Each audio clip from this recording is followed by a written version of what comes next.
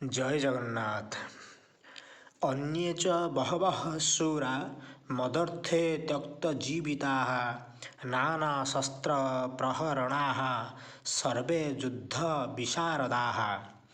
ଅର୍ଥାତ୍ ଏମାନଙ୍କ ଛଡ଼ା ମୋ ପାଇଁ ଜୀବନର ଆଶା ତ୍ୟାଗ କରିଦେଇଥିବା ଆହୁରି ବହୁ ଶୂରବୀର ମଧ୍ୟ ନାନା ପ୍ରକାର ଅସ୍ତ୍ରଶସ୍ତ୍ରରେ ସଜ୍ଜିତ ହୋଇ ଉପସ୍ଥିତ ଅଛନ୍ତି। ସେମାନେ ସମସ୍ତେ ଯୁଦ୍ଧରେ ନିପୁଣ। ପ୍ରଶ୍ନ, ଏହି ଶ୍ଳୋକର ଭାବ କ'ଣ? ଉତ୍ତର, ଏହା ପୂର୍ବରୁ ଶଲ୍ୟ, ବାଲ୍ଲିକ, ଭଗଦତ୍ତ, କୃତବର୍ମା ଏବଂ ଜୟଦ୍ରଥ ଆଦି ମହାରଥୀଙ୍କ ନାମ ନିଆଯାଇନାହିଁ। ଏହି ଶ୍ଳୋକରେ ସେହି ସମସ୍ତଙ୍କୁ ଦେଖାଇ ଦୁର୍ଯ୍ୟୋଧନ ନିଜର ମନ କଥା ପ୍ରକାଶ କରୁଛନ୍ତି। ମୋ ପକ୍ଷର ଯେଉଁ ଯେଉଁ ଶୂରବୀରଙ୍କ ନାମ ମୁଁ ଆଗରୁ କହିଛି, ସେମାନଙ୍କ ଛଡ଼ା ଆହୁରି ବହୁ ଯୋଦ୍ଧା ମଧ୍ୟ ତରବାରୀ, ଗଦା, ତ୍ରିଶୂଳ ଆଦି ହାତରେ ଧରାଯାଉଥିବା ଶସ୍ତ୍ରରେ ଏବଂ ବାଣ, ତୋମର, ଶକ୍ତି ଆଦି ନିକ୍ଷେପ କରାଯାଉଥିବା ଅସ୍ତ୍ରରେ ଭଲ ଭାବରେ ସଜ୍ଜିତ ହୋଇ ରହିଛନ୍ତି। ସେମାନେ ଯୁଦ୍ଧ କଳାରେ କୁଶଳ ମହାରଥୀ ଏବଂ ସମସ୍ତେ ମୋ ପାଇଁ ପ୍ରାଣ ପର୍ଯ୍ୟନ୍ତ ଉତ୍ସର୍ଗ କରିବାକୁ ପ୍ରସ୍ତୁତ। ଏଥିରୁ ଆପଣ ଏତିକି ବୁଝନ୍ତୁ ଯେ ସେମାନେ ମରିଯିବା ପର୍ଯ୍ୟନ୍ତ ମୋ ପାଇଁ ପ୍ରାଣପଣେ ଯୁଦ୍ଧ କରିବେ। ସମ୍ବନ୍ଧ, ନିଜର ମହାରଥୀମାନଙ୍କ ପ୍ରଶଂସା କରିବା ପରେ ବର୍ତ୍ତମାନ ଦୁର୍ଯ୍ୟୋଧନ ଦୁଇ ପକ୍ଷର ସେନାକୁ ତୁଳନା କରି ନିଜ ସେନାକୁ ପାଣ୍ଡବ ସେନାଠାରୁ ଅଧିକ ଶକ୍ତିଶାଳୀ ଓ ଉତ୍ତମ ବୋଲି କହୁଛନ୍ତି। ମନ୍ତ୍ର, ଅପର୍ଯ୍ୟାପ୍ତଂ ତଦସ୍ମାକଂ ବଳଂ ଭୀଷ୍ମାଭିରକ୍ଷିତଂ ପର୍ଯ୍ୟାପ୍ତଂ ତ୍ୱଇଦମେତେଷାଂ ବଳଂ ଭୀମାଭିରକ୍ଷିତଂ। ଅର୍ଥାତ୍ ଭୀଷ୍ମଙ୍କ ଦ୍ୱାରା ରକ୍ଷିତ ଆମ୍ଭମାନଙ୍କର ସେନା ଅପରିମିତ ଅର୍ଥାତ୍ ସବୁ ଦୃଷ୍ଟିରୁ ଅଜେୟ ଏବଂ ଭୀମଙ୍କ ଦ୍ୱାରା ରକ୍ଷିତ ଏମାନଙ୍କର ଏହି ସେନା ପରିମିତ ଅର୍ଥାତ୍ ଏହାକୁ ଜୟ କରିବା ଅତି ସହଜ। ପ୍ରଶ୍ନ, ଦୁର୍ଯ୍ୟୋଧନ ନିଜ ସେନାକୁ ଭୀଷ୍ମ ପିତାମହଙ୍କ ଦ୍ୱାରା ରକ୍ଷିତ ଏବଂ ଅପରିମିତ କହି କେଉଁ ଭାବ ଦେଖାଇଛନ୍ତି? ଉତ୍ତର, ଏହାଦ୍ୱାରା ଦୁର୍ଯ୍ୟୋଧନ କାରଣ ସହିତ ନିଜ ସେନାର ମହତ୍ତ୍ୱ ସିଦ୍ଧ କରିଛନ୍ତି। ତାଙ୍କର ବକ୍ତବ୍ୟର ଅର୍ଥ ହେଲା, ଆମର ସେନା ଉପରୋକ୍ତ ବହୁ ମହାରଥୀଙ୍କ ଦ୍ୱାରା ପରିପୂର୍ଣ୍ଣ। ପରଶୁରାମଙ୍କ ପରି ବୀରଙ୍କର ସମ୍ମୁଖୀନ ହେବାକୁ ସମର୍ଥ ତଥା ଭୂମଣ୍ଡଳର ଅଦ୍ୱିତୀୟ ବୀର ଭୀଷ୍ମ ପିତାମହଙ୍କ ଦ୍ୱାରା ସୁରକ୍ଷିତ ଏବଂ ସଂଖ୍ୟାରେ ପାଣ୍ଡବଙ୍କ ସୈନ୍ୟ ଅପେକ୍ଷା 4 ଅକ୍ଷୌହିଣୀ ଅଧିକ। ଏପରି ସେନା ଉପରେ ବିଜୟ ଲାଭ କରିବା କାହାରି ପକ୍ଷରେ ସମ୍ଭବ ନୁହେଁ। ଆମ ସେନା ସମସ୍ତ ପ୍ରକାରର ଅପର୍ଯ୍ୟାପ୍ତ ଆବଶ୍ୟକତାଠାରୁ ଯଥେଷ୍ଟ ଅଧିକ ଶକ୍ତିଶାଳୀ, ଅତଏବ ସର୍ବଥା ଅଜେୟ। ମହାଭାରତ ଉଦ୍ୟୋଗ ପର୍ବର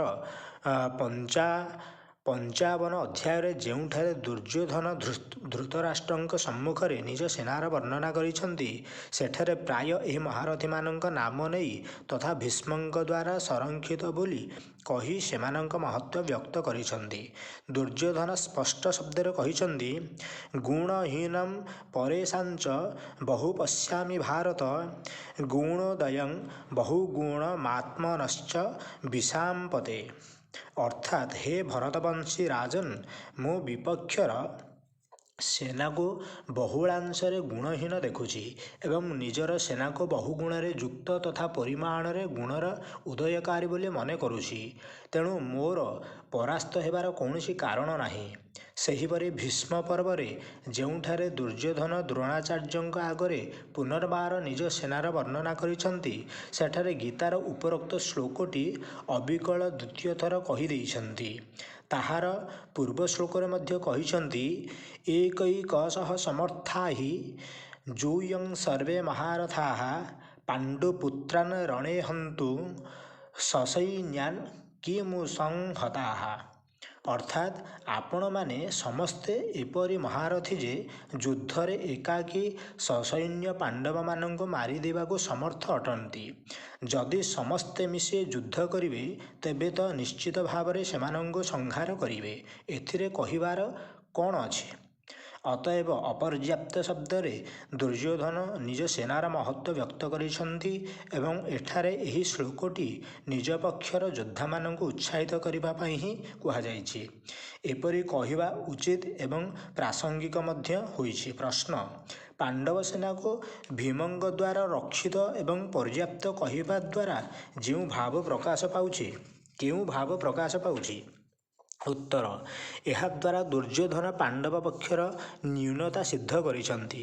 ତାଙ୍କ କହିବାର କଥା ହେଲା, ଯେଉଁଠାରେ ଆମ ସେନାର ସଂରକ୍ଷକ ଭୀଷ୍ମ, ସେଠାରେ ସେମାନଙ୍କ ପକ୍ଷର ସଂରକ୍ଷକ ଭୀମ।